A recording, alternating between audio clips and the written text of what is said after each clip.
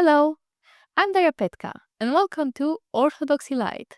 This is a place where we discuss different Orthodox topics and ideas and seeing how we can implement them in our day-to-day lives so we can live an Orthodoxy lifestyle. The purposes of these videos aren't to convert or to convince anyone that Orthodoxy is the truth. They're merely here to present some topics and ideas, start some discussions, and help anyone who wants to integrate them in the day-to-day life. Welcome to today's video, where we're going to talk about saints. What are saints? I'll talk a bit about my favorite saint, and also we will see what the sainthood look like in the 21st century. And are you a saint? Could you be? Stay tuned to find out. So, a bit about me. My name is Daria. I grew up Orthodox in a family of Orthodox people in one of the most Orthodox countries in the world. And it took me coming to the United Kingdom to see a whole different face of Orthodoxy that I actually never got to experience back home. It's actually really opened my eyes to what Orthodoxy can really be. Growing up, I saw Orthodoxy all around me. There's an Orthodox church every other street. There, everyone goes to church on Sunday, and but not everyone gets communion every Sunday. I found that everyone at home kind of takes Orthodoxy for granted. Um, and it took me coming here, seeing this different appreciation for Orthodoxy that people have here, and seeing Orthodoxy through the eyes of people who are literally changing their whole lifestyles, who are, going against their families because they realize that this is the truth and they want to follow it. And that is very inspiring experience. And seeing all of this has, to some degree, reinstated that flame of Orthodoxy and helped me answer some questions of my own and also ask more questions, find more answers, and be much more involved in the Christian life. Let's talk about saints now. So, let's start with this. What are saints? There are several definitions of saints that I've heard over the years. But there is this one particular that I think it keeps it very short and sweet. Um, and I kind of like it. It's that saints are the people who follow God's will. I think that's very straight to the point because it presents saints as people, which is what they are. In Orthodox, especially to people who didn't grow up Orthodox, this idea of, venerating an icon of a saint or, going and venerating relics of saints can look slightly odd. And I can understand why from the outside. I understand it looks like we're just going and kissing bones and hoping that those bones will heal us. But that is definitely not the case. The thing is, it's never the bone that heals you or even the saint himself that heals you. It's God's grace because of the intercession of that saint that helps you, grant your prayer and help you in your Orthodox journey. So the reason why I like that definition is because it showcases the reality. Saints are people who do God's will. And it showcases that it's not something extraordinary that only a select few can be. No, it's something that's achievable by any person who does God's will. And there's also several other definitions that I've heard that I've really liked. So, for example, another one I've really liked is that there are people who experience heaven on earth. They have a foretaste of heaven. And I think if you look deep down, you will realize that that happens a lot. That happens in every liturgy, actually. Divine liturgy is where heaven and earth unite. That we experience heaven when we get communion, when we commune with God, we take part in theosis, and we have that foretaste of heaven. And saints are just people who don't really leave this state. They are people who who stay in this state of communion with God, daily communion with God. Another definition I've heard of saints is that they are our closest friends. They are our truest friends and our most loyal friends. Because if you think about it, the saints, they're constantly praying for us, sometimes even without us realizing that they are. The saints constantly intercede for us, and they're constantly praying to God that we, get what we prayed for, that we get help, that we get easiness, despite of all the ways we betray God every day. They are there, and they help us. They intercede for us. So, what does intercession mean? For those of you who don't know, it's a word I keep using. Intercession is present in the Bible, in the New Testament, quite a few times. And I can give a couple of examples. One of the first examples of an intercession comes when Jesus did his first miracle at the wedding in Cana.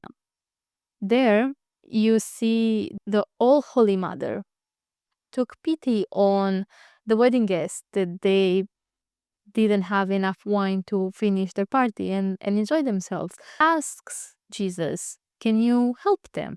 And he says, "It's not my time yet." But then the Holy Mother intercedes for the people. And you can see how Jesus then grants them this wish, and he helps them by turning the water into wine.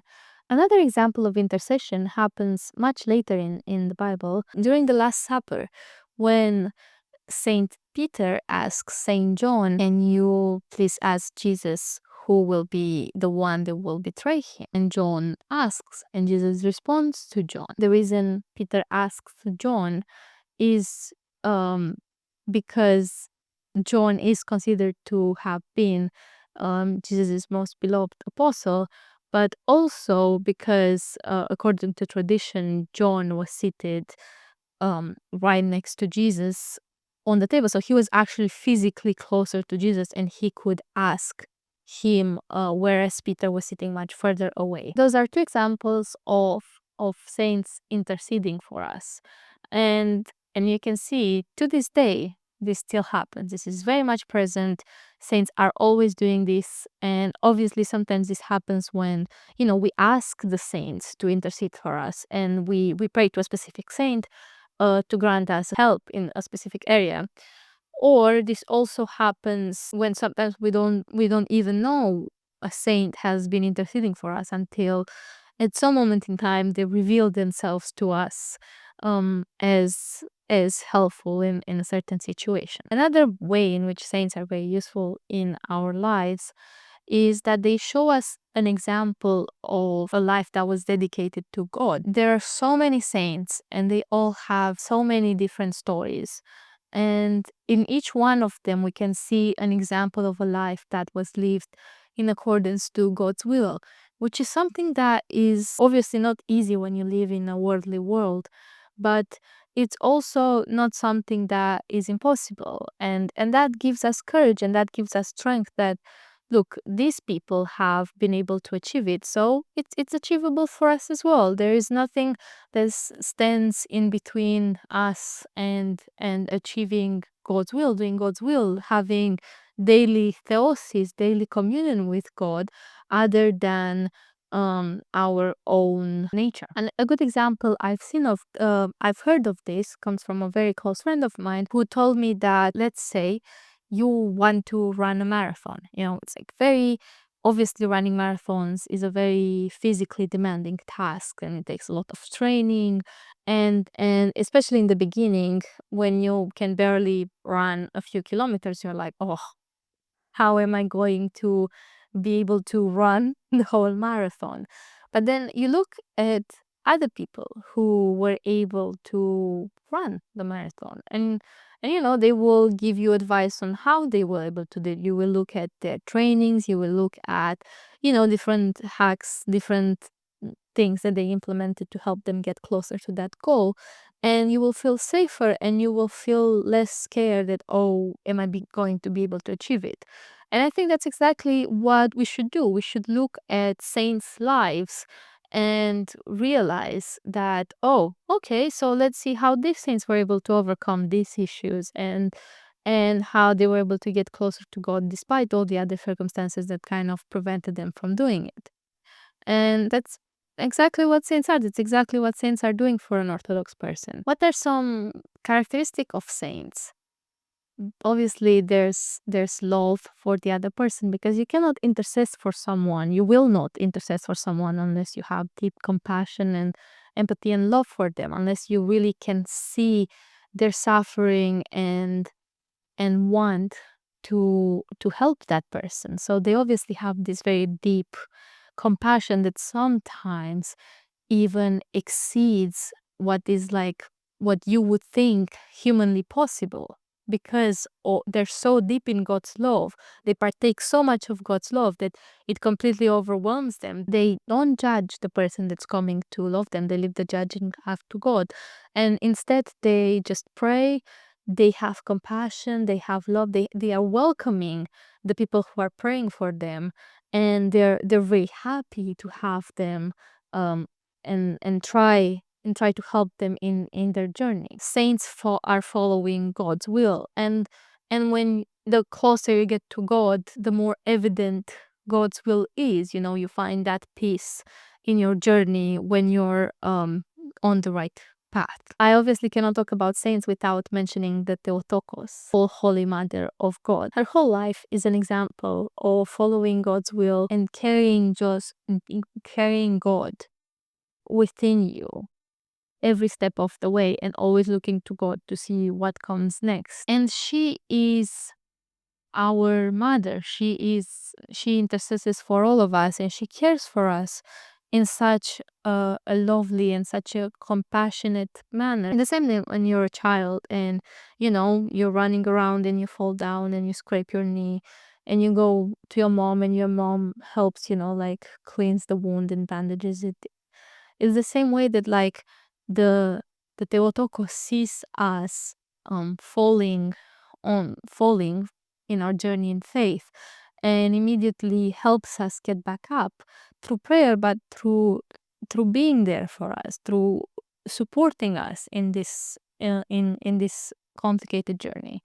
And she's so lovely, she's so present. And I can say, and in my own experience growing up, I don't think I looked to the Mother of God that much. I don't think I really understood how much she actually does for us, until I started my journey back into faith and going deeper into the faith. One of my closest friends have told me about the great intercessor that the Mother of God is, and how she helps us with everything. One of my friends even went as far as to say that she is the resolver of any worldly issues. He said that as long as we look to her and we pray to her, there's no worldly issue that is not going to be resolved by her. And I think, and that is so true, and such a lovely thing to know, that first of all, not only are you never alone because you have all the saints, you have her with you, but she also takes care of any worldly issues that you might have. She is our mother. She doesn't do these things because she's our mother. She's our mother, she's our protectress because she does these things. And that's what's so lovely. It's not that, oh, we call her our mother, or like the Mother of God, and like it's just something we say. No, if you look at this, if you actually look at the way she helps you in your daily life, I'm sure you will see her help, and I'm sure you will understand what I'm talking about. I didn't. For the longest time, I didn't realize how much of my life was actually through her intercession, and how much help I've gotten for her, until actually I looked to her. I was praying to her, and she was present. She was there. She's always been there. And it's so lovely to have this love, and to experience this love. The reason I wanted to make this video to begin with was because I was inspired by the fact that on the 24th of January in the new calendar and on the 6th of February in the old calendar, the Orthodox Church celebrates Saint Xenia of St. Petersburg, or Saint Xenia the Fool for Christ. To reach the status of Fool for Christ as a saint is quite difficult, and there aren't that many saints that are also called fools for Christ. While they were alive, they behaved in ways that kind of overflows the logic mind and goes beyond what we would consider as rational, hence the name fool. And they do this all in the name of Christ and out of their love for Christ, hence the name Fool for Christ. I always love talking about her, and I think she's a saint that not that many people know about, but she's a saint that has helped me in so many ways and so much, and has also helped a lot of people in my life that I've talked about her with, and has interceded for me and my friends in so many beautiful ways that she's really inspired me to talk about saints in general. Saint Xenia's husband was a general in the Russian army, and he died when he was young. And the fact that he died before living a godly life created such a drama inside of her that she decided to dedicate the rest of her life in finding a way to help her husband's soul. So she sells everything she owns, and the only thing she keeps are her husband's red and green army clothes. And she starts going by the name Andrei, which is her husband's name, and doing all these good deeds in her husband's name. So she gives all the wealth that she sold to the poor, and she starts living in the streets of St. Petersburg, which um, is very hard to do. She does this for most of her life, for the remainder of her life. She doesn't accept help from any of her relatives, and she just sits outside. She helps people build churches, she prays for people, she helps the poor, and night and day, um winter and summer, and winter very cold winter. And again, all she has are her husband's old clothes. And at some point, obviously, after all this wear, she can't wear them anymore. So she puts on some sacks that are like colored the same way that the uniform used to be colored, and then continues with that. She's also given the gift of clairvoyance, and she helps and intercedes for so many people in so many different ways. And even to this day, when we pray for her, people pray for her for a myriad of things, and she intercedes for people for a lot of things. She helps people find faith.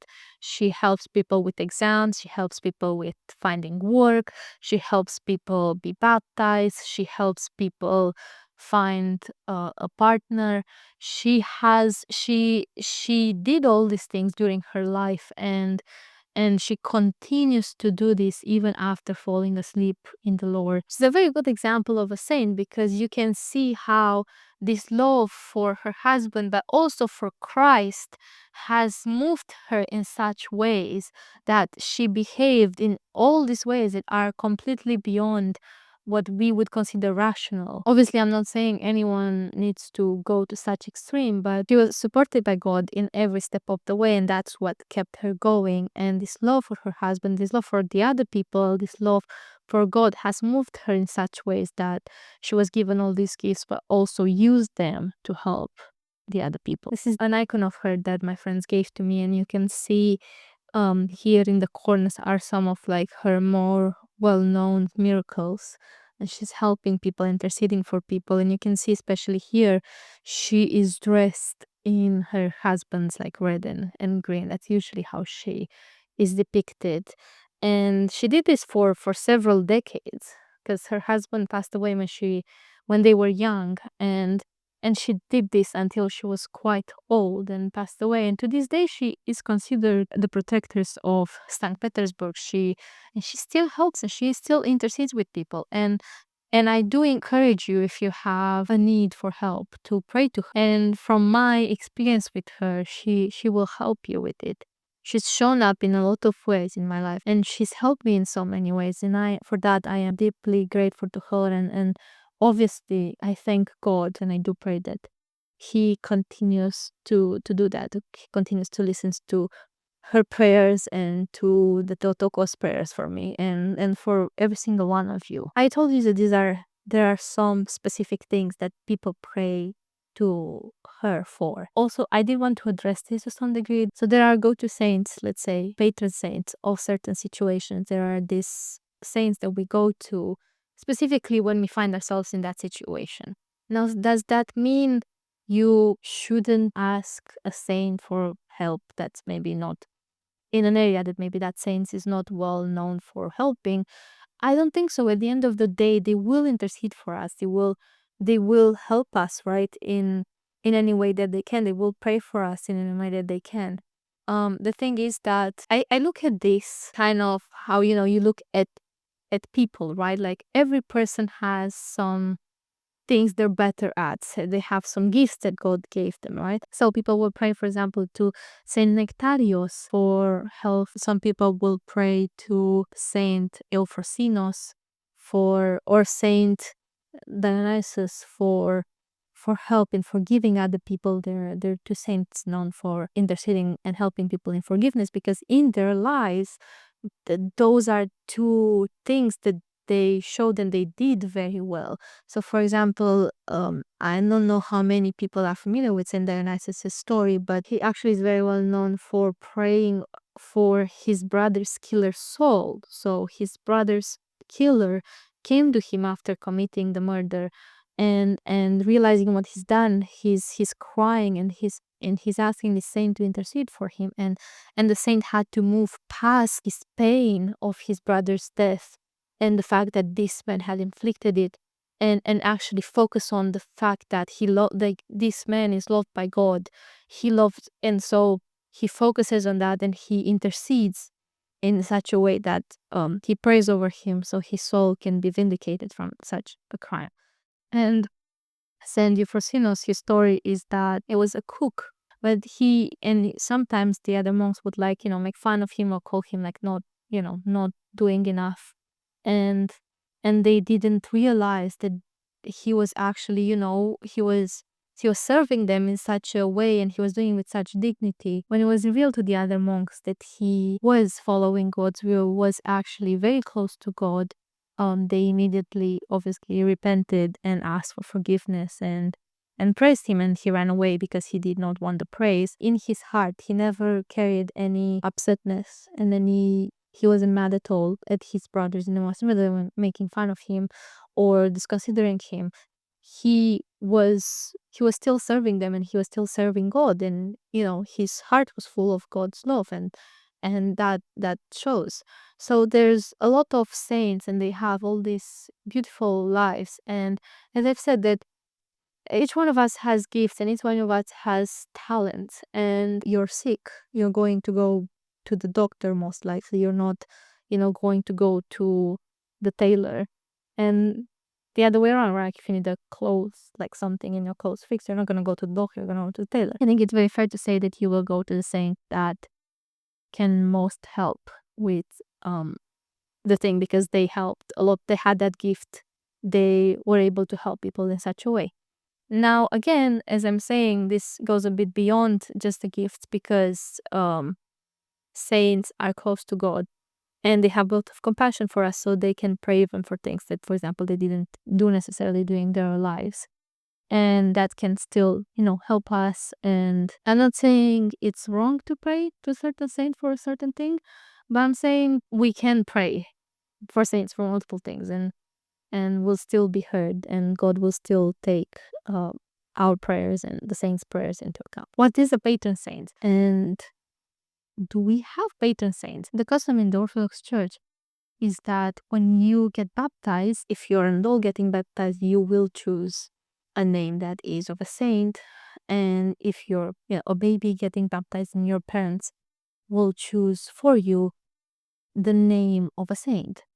And that saint is your protector saint. A lot of adults that have converted to Orthodoxy, from my experience, they have chosen names of saints that have helped them come closer to Orthodoxy, or they've been present in their lives, done a wonder of some sort, or have shown up in a certain way. It does not have to be your worldly name. I do have friends who were baptized that decided to keep their name because there was already a saint with that name. I also know people who chose a completely different name again because that was a saint that showed up to them in their life. I am happy to talk a bit about the saints whose names I have.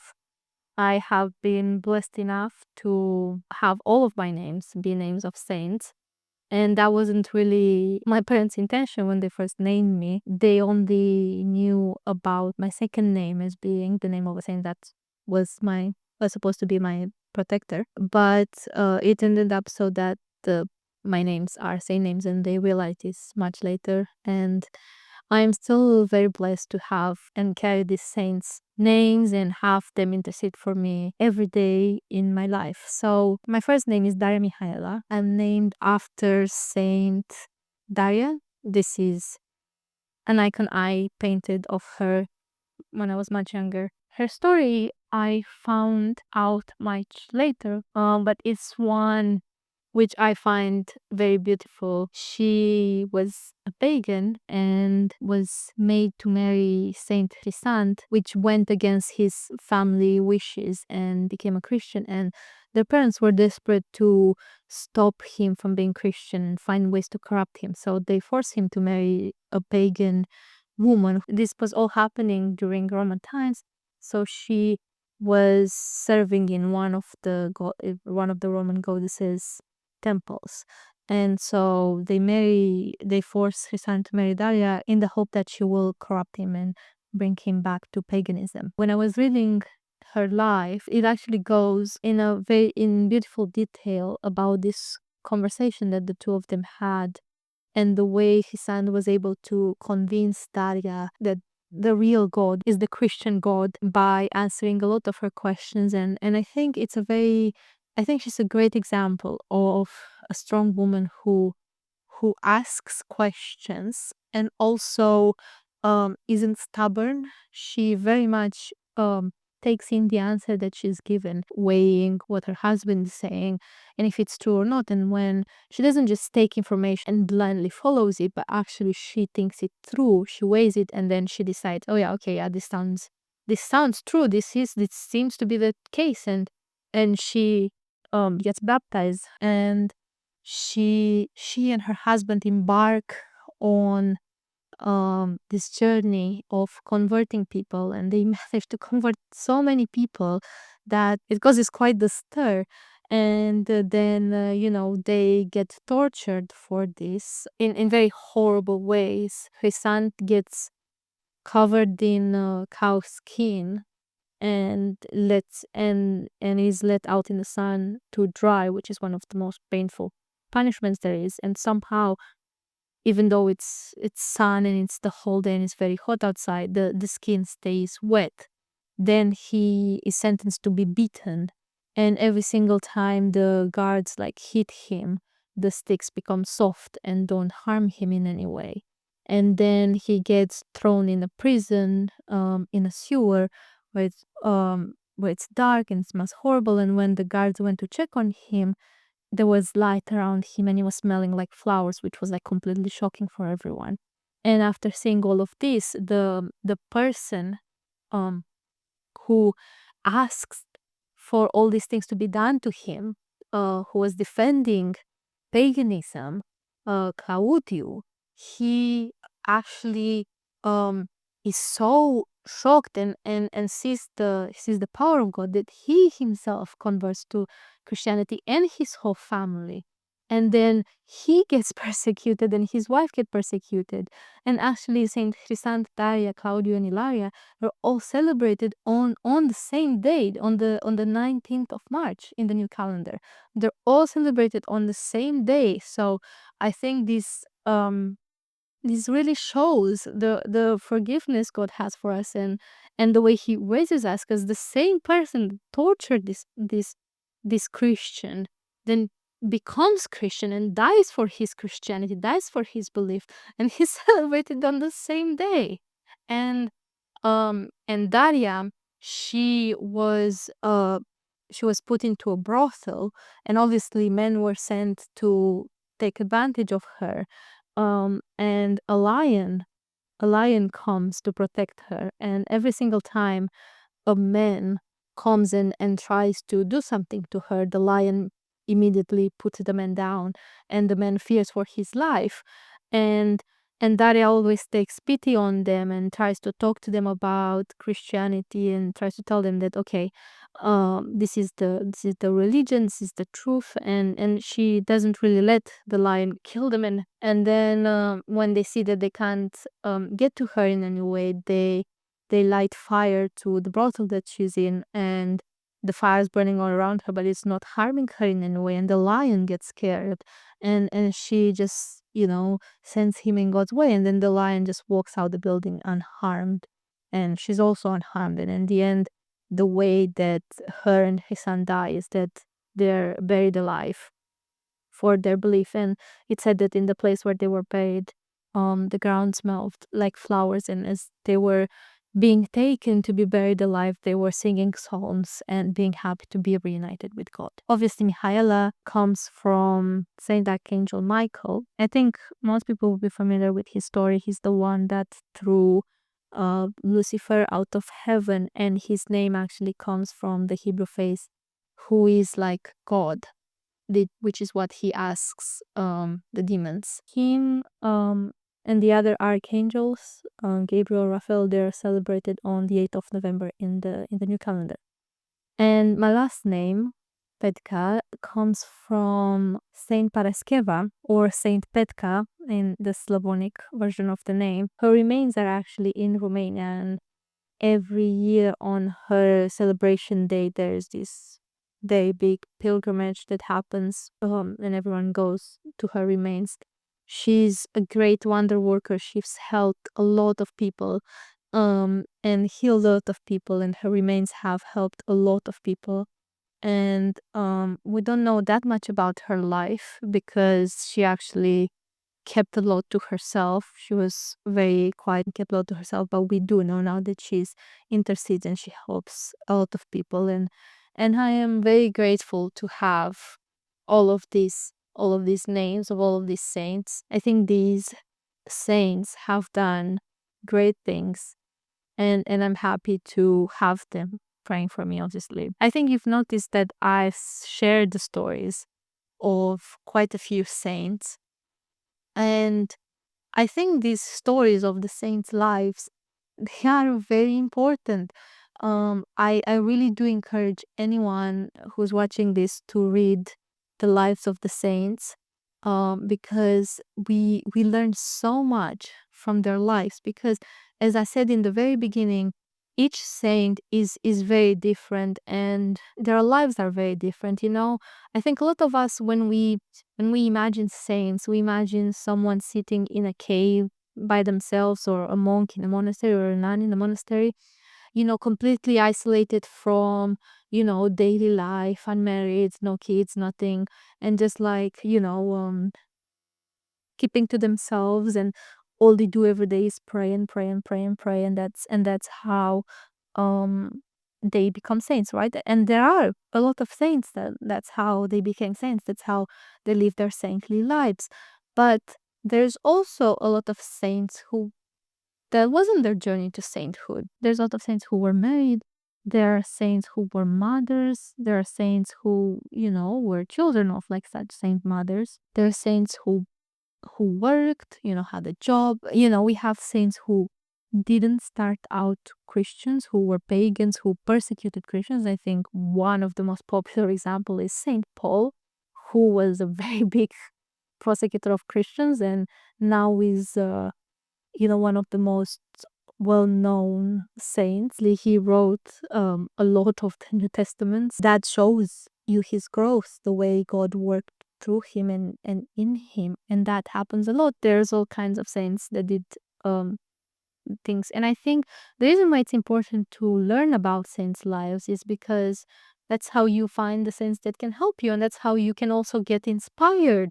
You get inspired by looking at these saints, what they've done, and how their lives and have changed after meeting Christ and uniting themselves with Christ. participating in this daily communion, for tasting heaven like this every day. I think when you read about the saints' lives, you it also humanizes them a lot. Um, Especially if you read it from someone who wasn't a saint, someone who was close to the saint. So there's this book that I read, which I really liked. It was recommended by my spiritual father. It's called The Mountain of Silence. And in there, there's these conversations, and the author has with the father, who was a direct disciple of Saint Paisios. And he tells the story of Saint Paisios, which are great. They really show his sainthood, and they really show how, to some degree, oblivious he was that these things were shocking, because he became so close to heaven that like these things seem almost normal. But there's also a lot of these experiences that humanize Saint Paisios. So obviously there's the stories about, for example, this man who came to talk to Saint Paisios, and went to the holy mountain to talk to him. And he was very concerned because his wife was sick.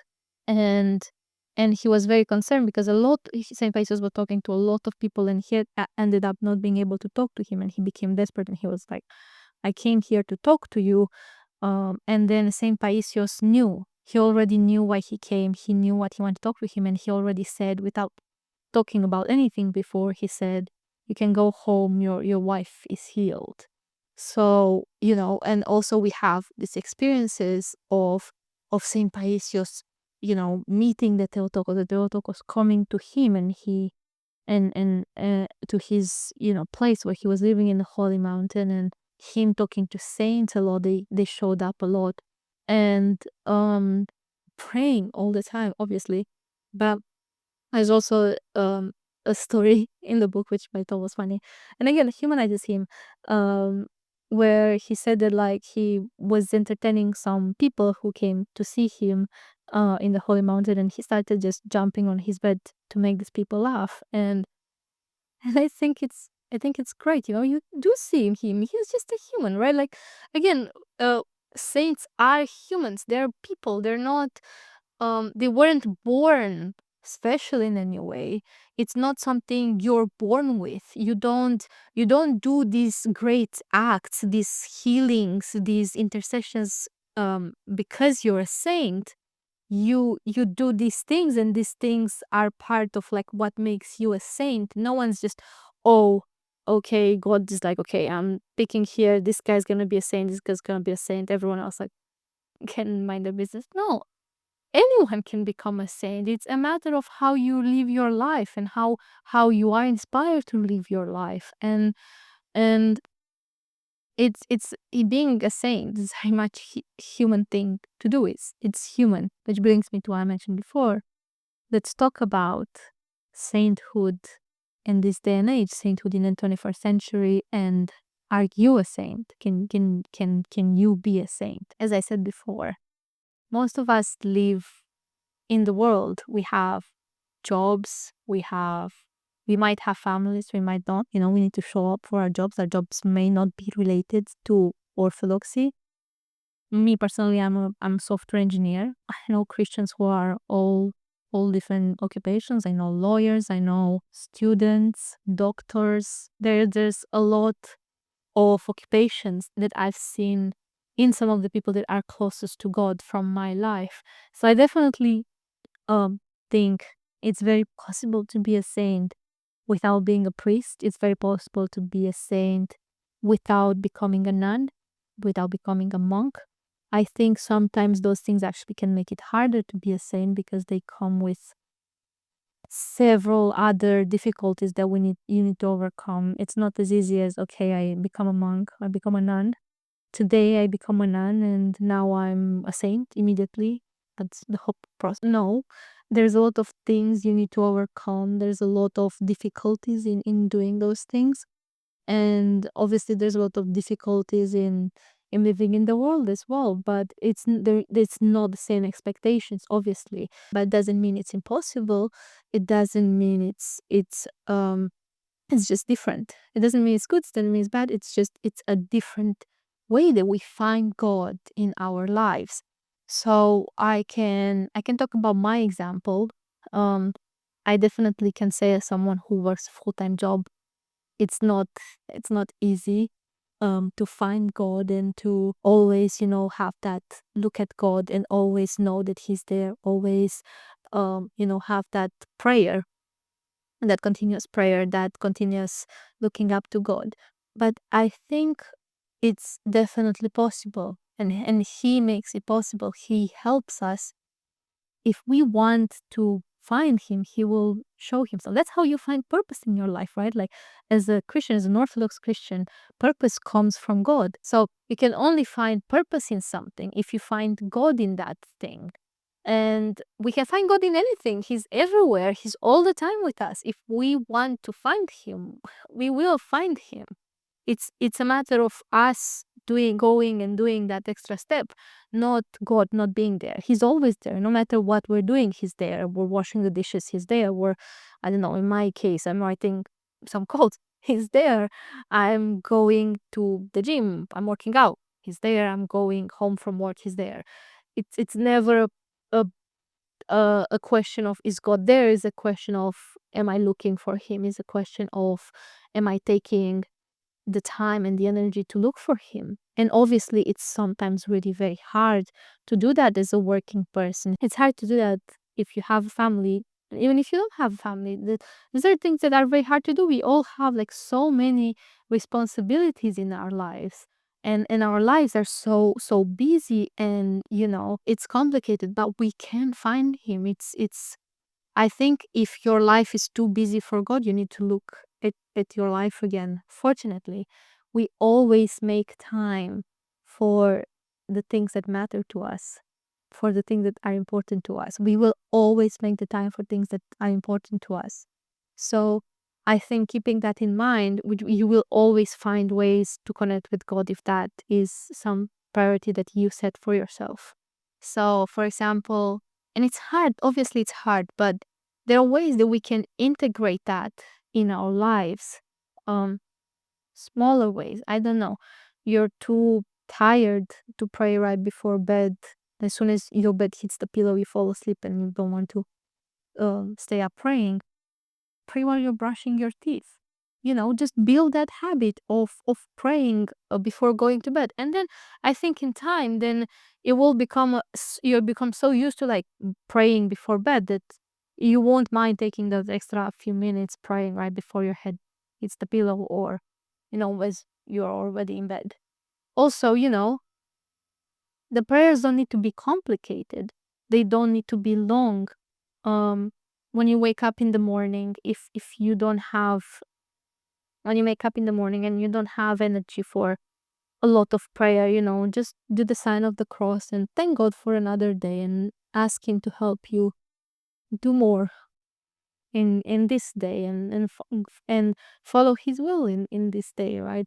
You can say the Jesus prayer once before you get out of bed, or as you're getting out of bed, Lord Jesus Christ, have mercy on me, the sinner. And it's, just try to do it.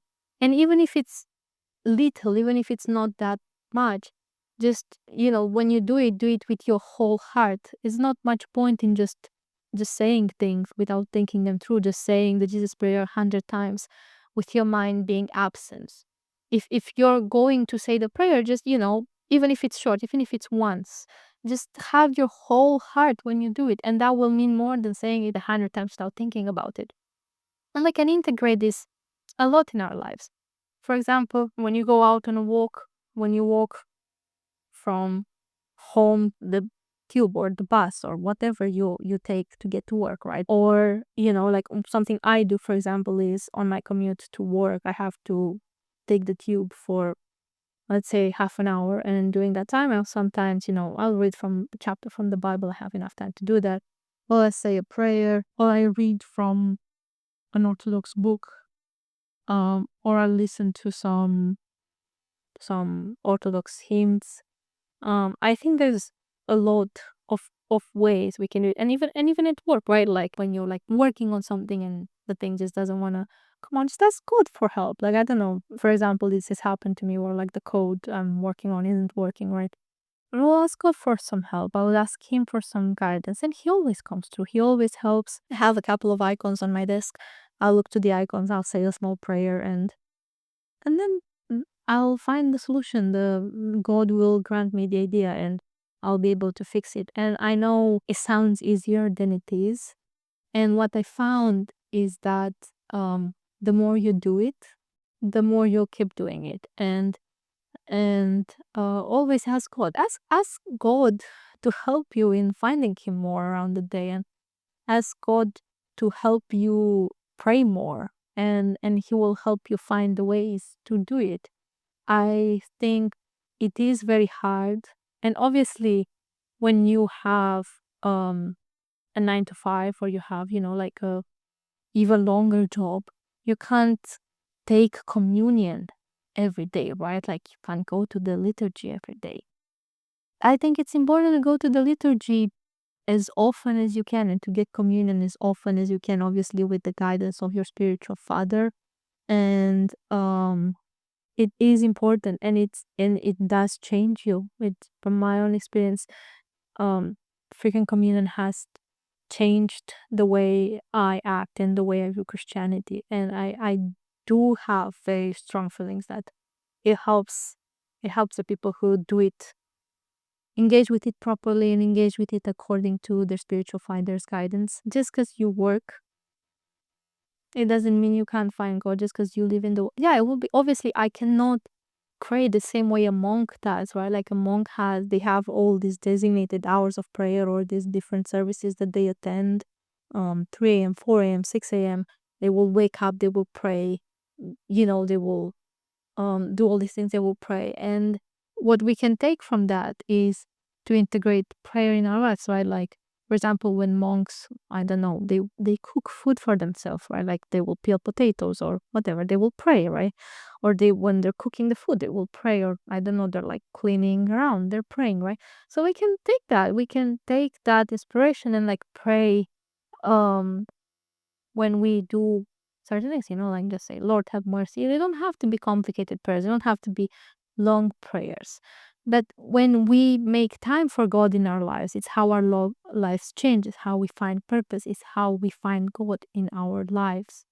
And it helps us be closer to fulfilling His will. Now, I don't think our purposes as Orthodox Christians should be to become saints.